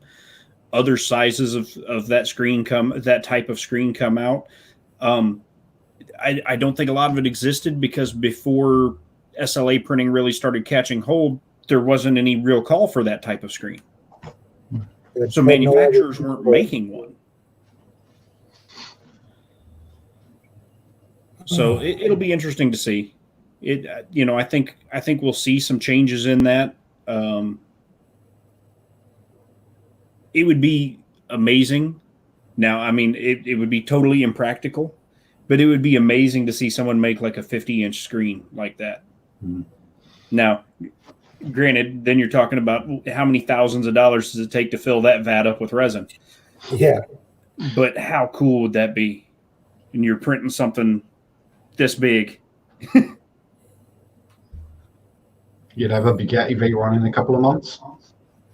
Well, but if you're talking about those monochrome screens that cure a layer every 2 seconds. Yeah, but I'm saying, like, if you're building the entire car from scratch, a couple of months. Because, I mean, if you're curing an entire layer in 2 seconds and you can have a layer that's this big, Yeah. and even if you went this high, you're talking about having that part done in a day. Yeah.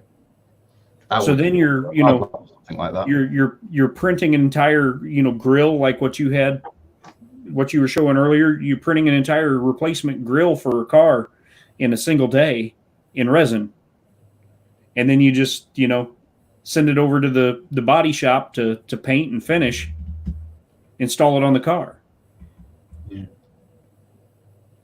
Patent that idea. Tanner 3D. You heard it here first, folks. So, yeah, I mean, all it's going to take is a manufacturer to make the screen available and somebody will use it. Somebody will use it regardless of how impractical it is. But that's why I said you're talking about, hundreds, maybe even thousands of dollars worth of resin to fill a vat that size.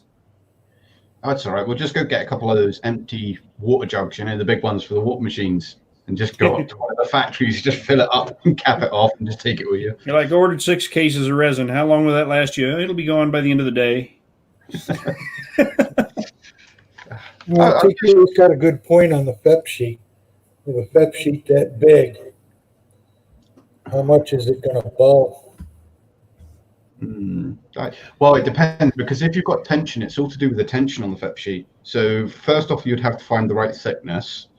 Then you'd have to find the tension, because if the tension's not enough, then it will bow. If the tension's too tight, it creates creases or a kind of mirror effect. It would probably take some re-engineering of the vat itself and how the FEP sheet attaches to the bottom.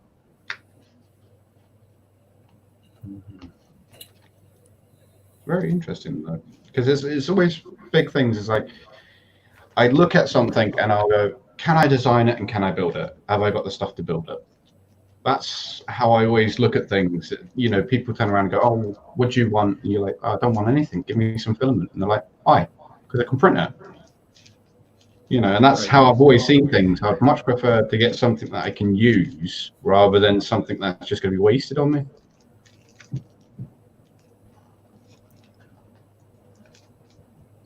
It's like I haven't got any resin printers at the moment. I was going to get one, but then I was like, no, I don't see what I could use it for, because I don't make minifigures anymore. I don't do jewelry anymore. I mean, some of the fine details. Yeah. Here's why I kind of need one. Yeah. See, I like things like that. I like being able to see polymorphic models, things that are made in either a natural way or human body and things like that. It will give you the physics. With resin, you can print that and you can move things. You can see how all the joints move. FDM, you can kind of do it, but usually the tolerances are all off, or it just doesn't work the way it's meant to work. Right. So that's why I love, the SLA side of it, getting resin, being able to do that. So Robbie Mack printed some of my action figures for me.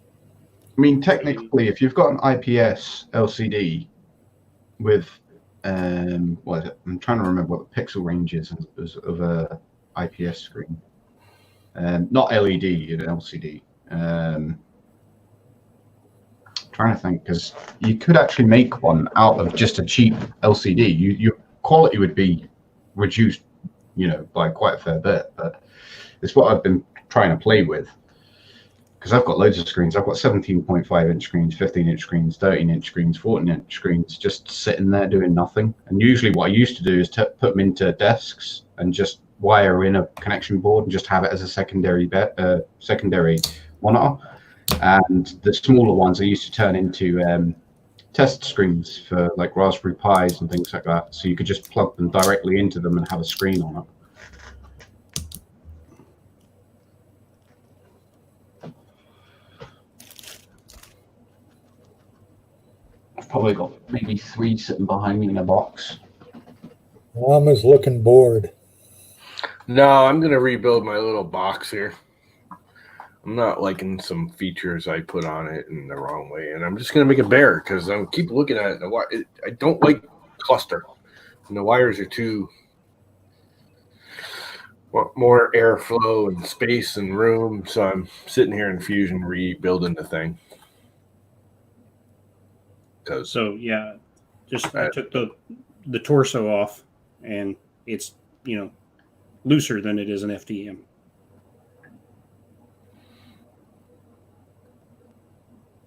So it's kind of floppy. And I'm going to... Want to make 3D? Oh, that's a good point, yeah.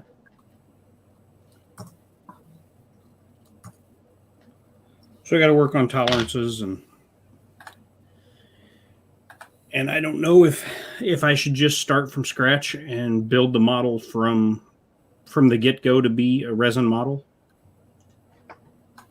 and make the tolerances that much tighter, or if I should try to go back and modify the existing model, which I think it would actually be harder. What did you model it in, though? What's that? What did you model it in? What program did you use to model it? Blender. Blender should be fine. You can just click on the tolerances on the sides of it and drag that out, can you not, in Blender? Well, but I'm finding there are parts where I almost want something that I carved out back, which would be harder to do than to build it from the beginning and carve less out. Yeah. Let's see. How do I want this to fit? Right. Yeah. Like Mike was saying, tolerances and material shrinkage. And there's some parts that I've noticed, like something that is designed in the program as a sphere, but the sphere is slightly squished, just slightly out of round. Mm-hmm. And that makes it not snap together. And I don't know if that's shrinkage from the curing. I don't know if that's being stretched because of the pressure when it was being separated from the FEP film. I don't know. We don't either.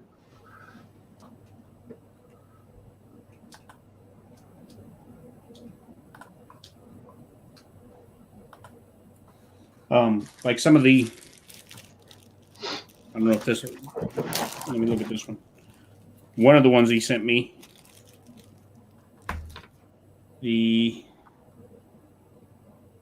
yeah, okay. I don't know if you can see that. The hole in the elbow there, that's supposed to be a perfect circle, is not a perfect circle. Its walls are thinner than they are on the 3D model on the screen, and they're not round. They're not perfectly circular. They're like oblongs and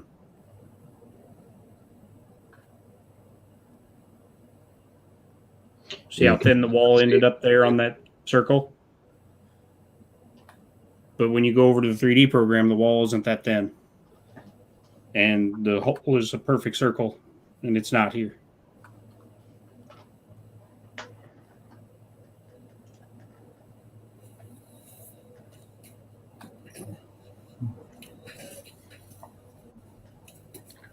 Same with, break it off there. That one. And that one.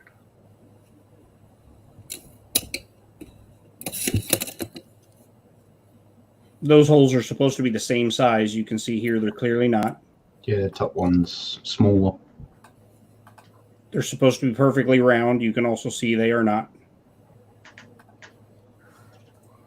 So, I mean, with most things that are printed, when it comes to anything that's a circle, I generally don't really worry about how perfect the circle is because I always drill it out anyway. but the problem comes with Thin walls is the biggest problem. If I get it to focus here.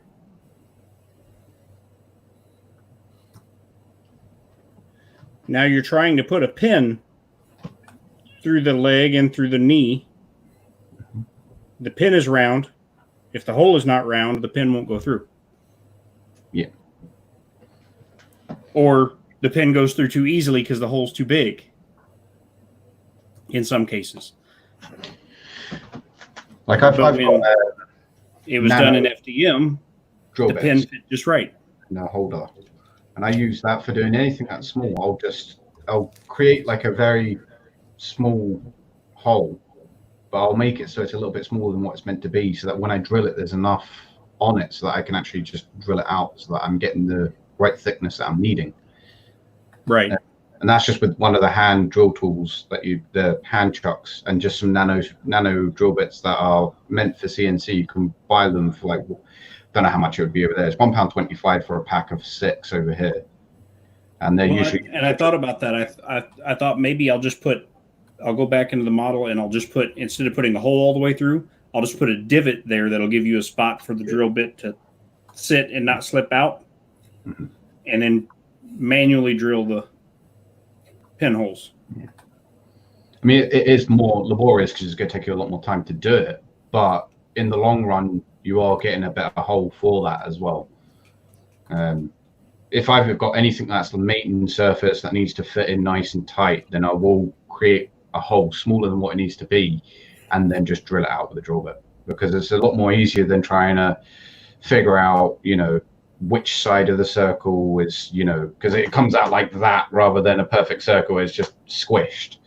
Then right. If you make it so it's a bit smaller, the drill bit goes in and it cuts a perfect circle. Maybe not perfect as in the sense that the cutting bit is never going to be perfect. But more perfect than this. Yeah, exactly. It's like the same with that. If it needs to have the circle in there, I will extrude it out so it's not a circle anymore, so that the bolt will go in. But if I need to, then I can drill it out. But with this, I just made it so I pulled out the circle so that the bolt could go through and can move up and down in it. But I know that I've got enough tolerance in there that if I need to, I can get a drill bit in there, drill through it, and then have a perfect circle if I want to fit a bigger bolt. Because the hole on this is a lot more bigger than the hole that I put in this. But right. When I put the bolt through it, I used a smaller bolt and extruded so that the bolt hole's bigger, so that this can actually move forwards and backwards. So it doesn't have any play in it. It literally pulls up and it sits there, pushes back down, it sits there. It doesn't actually move forwards and backwards because it pins it in there. Right. Oh, later, TK. See you later, TK. Here's TK. Andrew, you got a question from Hobby Howie.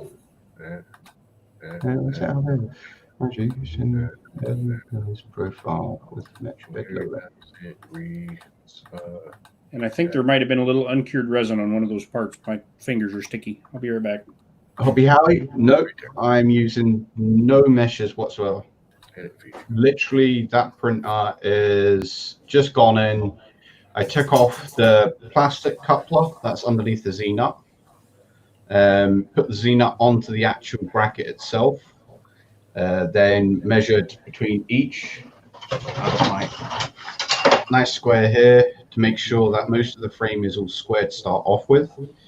After I had done that, I then tightened all the bolts down. Every 4 bolts that I'll tighten down on different axes, because there's 2 or 4. I think it's 2 on each, and then I would check that it was square again. So basically, the frame is as square as it can possibly be. Then I'll move on to the Z-rods. Check that the Z-rods are square. I took out the flexi coupler and put in solid couplers. Then I checked the motors, the stepper motors, to see if they were aligned with the frame. One of them was slightly out. So that was just loosen it off, move it, check that it's level again, tighten it back up, see if it's level again. Because sometimes when you put tension on the 2 screws that hold on to the stepper motor, it actually lifts it up. So if you get it so it's at a point where it's pulling the stepper motor into the frame and then you're tightening it, people just screw them in and tighten them in. But if you tighten one side and the other side isn't sitting fine, it will twist or it will move ever so slightly. Some people put shims underneath them. I don't think you need a shim for it. What you need to do is try and get it so that it's as parallel to the frame as possible, and then your coupler will do the rest. After you've done that, then you can print whatever you want, and you'll get really good results. At the moment, I've got slight Z-wobble in the right Z-rod, and I've got another Z-rod to replace it. And then I've made this little model for my dial gauge, so I can clip that to the bracket, and that sits right next to the Z-nut, and this will go up and down and show me where it's off. And then I can adjust either the Z-nut or the top bearing mount, and I can move it so that then it creates a parallel once again. Everything on the printer that you're wanting should be parallel with the frame. So if the frame isn't square and isn't straight, everything after you do from there is then just going to mess up the quality. But you know, that was that tiny thing there. It was done on the X1, and that you can see it there. That there's a bow just on this corner, and that was the side that was on the Z-rod. This camera ain't gonna focus it, is it? No. But you know, a small part like that can be printed. That was done. I think it took 40 seconds to do the 3 parts.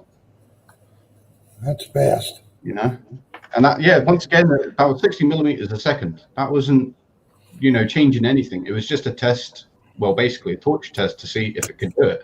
And it done it. I mean, this has got threads on it. Let's see if I've got enough of it. You had to slow down some for cooling, though. No, the cooling on the X1 is actually really good.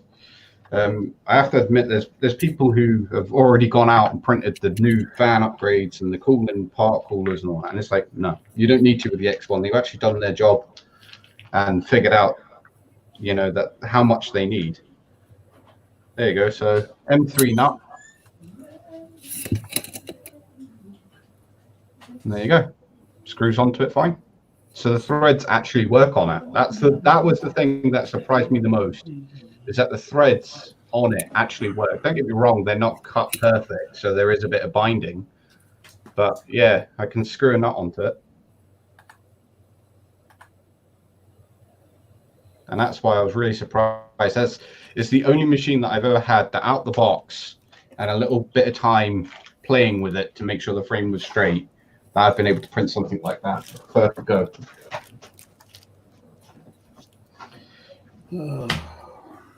So I hope that answers your question.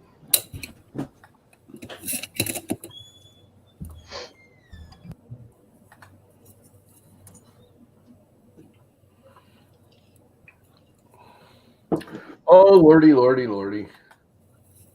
The things you can do with a modern computer.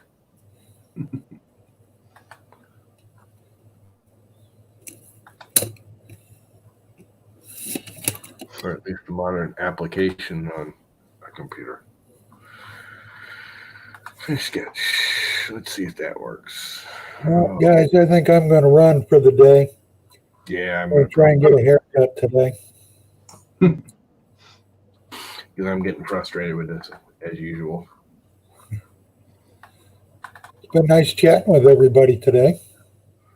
Yeah, it's been fun. Hope everybody has a good day. Yeah, Hey, I'm there's gonna try and continue with that model. And I'll see you down the trail a ways. Yep. Catch you later, Jimmy. See you, man. Yeah, I think I'm gonna kill it too. Cool. What is he doing? Oh, he's beating on a dog or puppy. He's the purpose. Ruff.